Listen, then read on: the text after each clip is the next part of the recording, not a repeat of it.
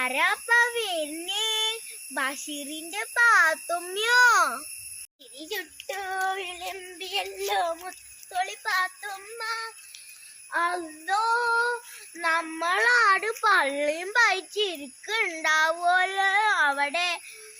ഞാൻ അതിന് വല്ല ഭക്കവും കൊടുക്കട്ടെ.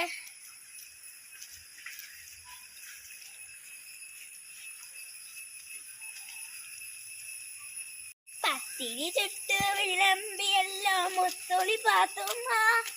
ഹാ, ഇത് നല്ലോണം ഉണ്ടായിക്കണല്ലോ.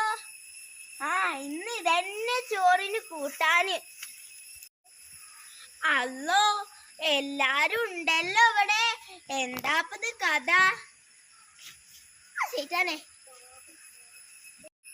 അല്ല, നിങ്ങൾ എന്റെ ആടിന് കഞ്ഞിവെള്ളം കൊടുത്തീനോ?